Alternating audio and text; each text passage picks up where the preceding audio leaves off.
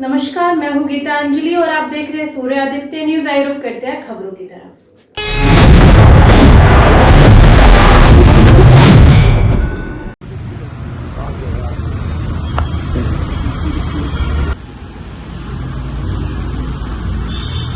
हत्या करने की वजह क्या रही? आपने हत्या की है? हत्या नहीं करी जी, वो अपने आप फांसी लगा कर मरी। हमने देखा तो आग उसमें फांसी पर लटकी हुई थी। वो आपकी बेटी ने बताया आपने हत्या की है? हाँ जी, आपकी बेटी ने बताया आपने हत्या की है? वो तो नीचे थी जी, मैं उस छत पे ऊपर था और मतलब उसने किल्ली मारी भी थी।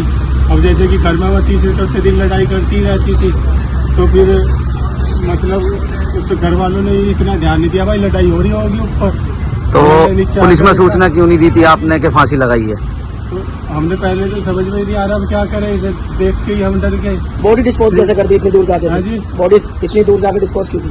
इसलिए करी कि इनका प्रेशर बहुत ज्यादा रहता था जी, ससुराल पक्ष का। फिर आपने पुलिस को सूचना क्यों नहीं दी? हाँ जी, पुलिस को सूचना क्यों नहीं दी? डर की वजह से कि फिर मतलब कोर्ट कचहरी होगा, फिर आज भी वही हो रहा है। दूर से देखिए आ रही है? हाँ जी, कहाँ इधर से? ऊपर से देखो।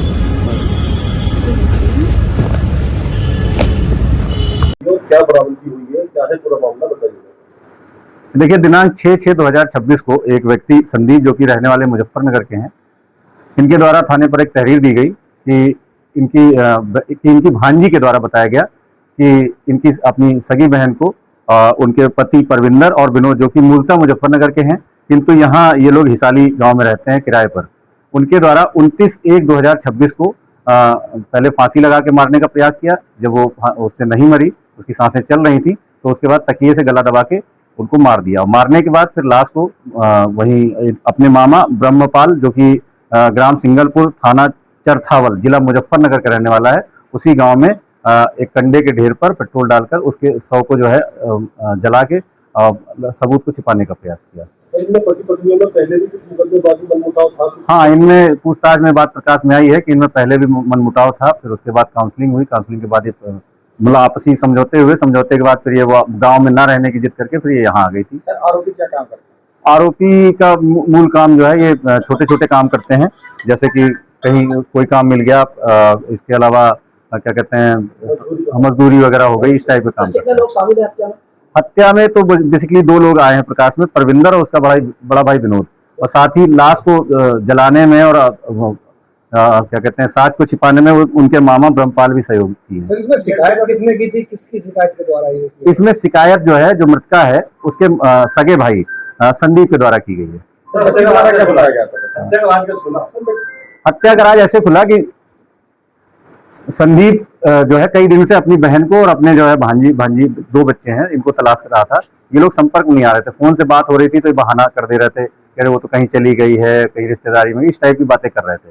फिर ढूंढते ढूंढते ये 1 तारीख को यही इसी जो गांव है हिसाली वाला, यहाँ पर आए। जब यहाँ आए तो इनको जो है अपनी भांजी मिली। फिर भांजी को ये लोग ले गए अपने यहाँ।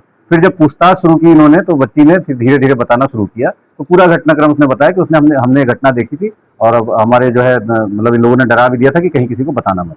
सर, तो बरामदगी क्या है? मौके से तकिया मिला है और प्लस जहां इन्होंने जलाया था वहां काफी मेहनत के बाद जो है वो अवशेष मिले हैं। हत्या के बाद कैसे लेके गया मुजफ्फरनगर, कैसे पहुंचा? हत्या के बाद मुजफ्फरनगर ये एक 2 व्हीलर गाड़ी से ले गया था। हाँ, डबल बेड में डाल? अच्छा, डबल बेड में डाल के छोटे हाथी से ले गया था। ठीक है सर। तो वहाँ पर ले जाकर कैसे जलाया गया, वो घटनाक्रम कैसे बताया, उसने जलाया कैसे गया? वो बताते रहे, वहाँ गांव के पास में एक कंडे का, वो जो आपके यहाँ जो भी बोलते हैं इसको, उपले का वो भिटौड़ा में रख के और उसके बाद उसमें पेट्रोल भी डाला और फिर उसके बाद जला के जो है उसको मार दिया। ठीक है सर, ठीक है।